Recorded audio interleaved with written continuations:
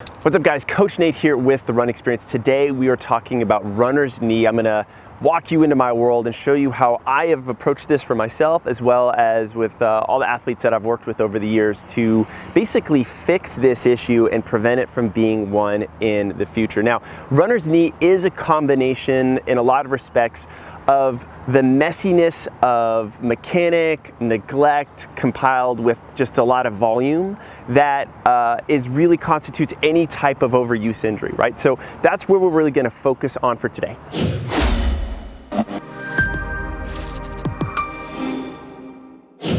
Quick warning before we do, I am not a doctor. I don't play one on the internet. So if your knee is swollen, you are really painful, you are limping, or you're just really suspicious that something bigger might be going on, just never hesitate to go see a doctor or physical therapist. That said, everything we're gonna do today is going to be safe and it's gonna be self-care work that would accompany any other type of treatment prescribed.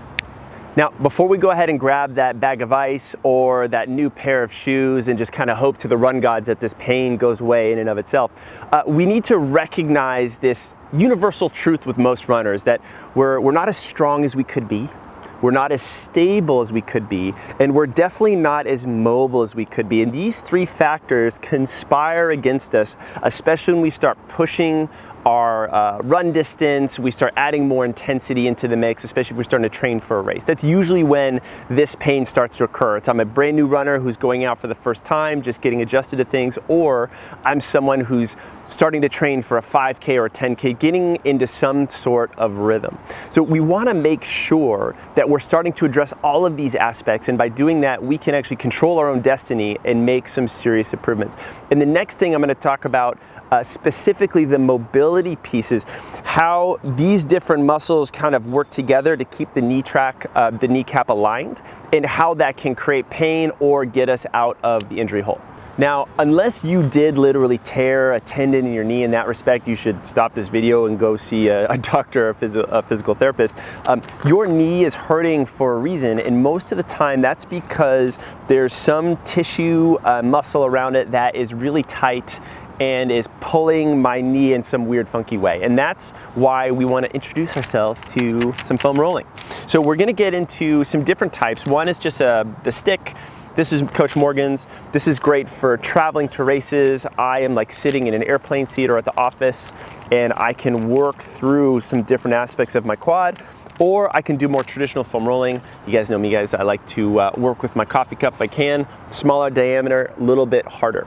Now, when we're doing some foam rolling, and the way we start to connect it with the pain in our knees, that we're trying to get blood flow to this area. We're trying to just loosen up this tissue in general, get it sliding and gliding and moving a little bit better. And we're specifically hunting for any tight areas that might be pulling my knee off axis in some way. For example, like if my vastus lateralis is really tight, it's gonna pull my knee in some funky spot. So I'm gonna start on my belly, and I'm gonna start just right above my knee, right above my kneecap. Right in the middle. And I'm gonna start to roll back and forth this way, north-south, looking for areas that might feel a little bit tighter.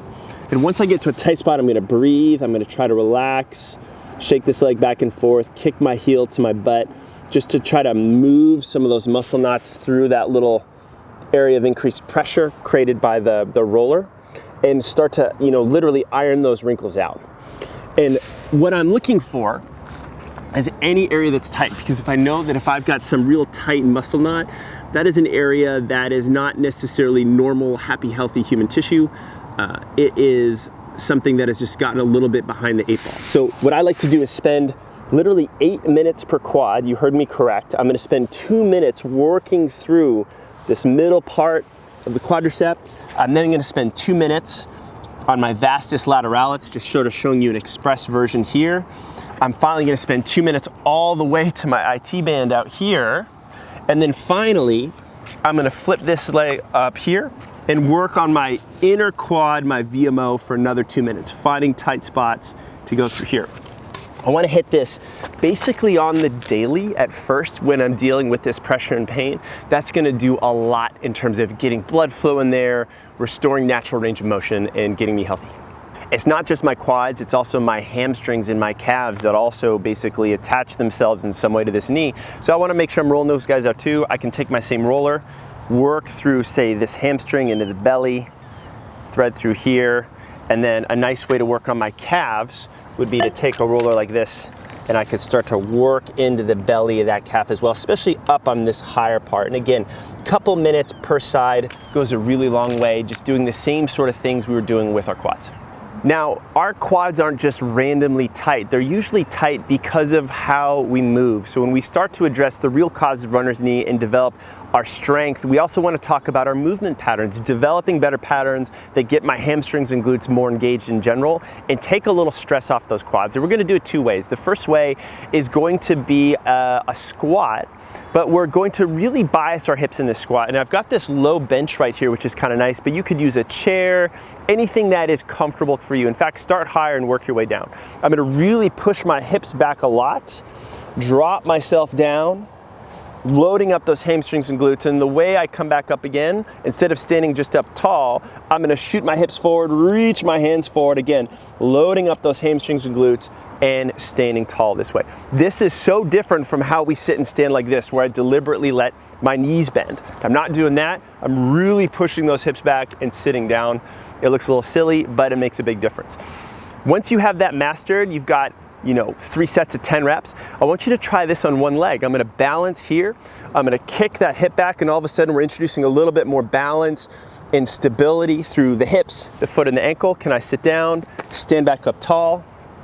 3 sets of 4 to 6 reps per leg. And then eventually what I could do is drop down on one foot, boop, and then come back up on one leg, showing me you got that strength and control.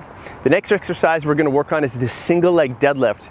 This is great for developing a little bit of extra balance and stability here. And it doesn't put my knee through as much flexion, so I sometimes feel a little bit better, specifically if that knee's a little irritated. I'm gonna start balance. This knee's gonna be up nice and tall. I'm gonna hinge at the hip, drop my hands to about mid-shin, come back up tall again. I'm trying to keep my back nice and straight as I go through. And this hip align, I'm not gonna let this hip pop up. That's just gonna make sure my glutes are engaged. If I feel good with just body weight, I could grab a kettlebell or a dumbbell or a barbell and work my way through. Again, same thing, 3 sets, 6 to 8, 8 to 10 reps per exercise. These are 2 go-tos for strengthening hamstrings and glutes and preventing that knee pain. Okay, quick addendum to the strength. For some of you guys, if your knee's really sensitive, doing any type of weighted movement is gonna feel hard. So what I wanna do is give you just another option. You're gonna lay on your side, and we're gonna work on 2 types of clamshells. One is just to lift this top leg and back down. It's just a great way to light up my glutes, get these firing, because that's so important for our knee stability and strength. And another way to do this, to give it a little bit more oomph, is that I'm gonna lift and drive through this back, this bottom leg as well. So I'm really working on both sides. This is the primary driver, this a little bit as well. I'm gonna try to get 8 to 10 of these per side, flip over, boom, and then go ahead and do the other side as well, really driving those hips forward as I go through. So another little strength in denim. All right, let's go back outside. So hopefully now you're able to consider some short runs. And when we start running, we want to think about our warm-ups. Now, when we start strength training, it can wear us out and tire us out a little bit. But the good news is if you do runs right after strengths, you really feel engaged and connected. All muscles are firing as they should be, which is what we want. So what we're going to do in our warm-up is a very mini little dose of strength just to get ourselves prepped for running, so we're not running asleep. What we're gonna start with here is 10 squats, pushing my hips back, pushing these knees out a little bit as I squat here. And I wanna deliberately screw my feet into the ground a little bit to really wake up and activate these hips, because the more I wake these up, the less pressure I take off those knees.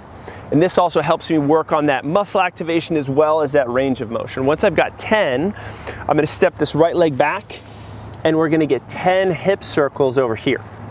And this is a nice one. I'm adding movement. I'm getting deep into the hamstring and the glutes on this side. I'm opening up the hip flexors on this side. Once I've got 10 circles each direction, I'm gonna sit up tall, 10 more squats. I'm gonna notice, hey, one hip feels a little funkier and more open than the other. Weird, it works. We're gonna step the other leg back. We're gonna get 10 circles over here, working through on this side and then back on this side. It doesn't take very long. It's a great way to get a little something in before I start running.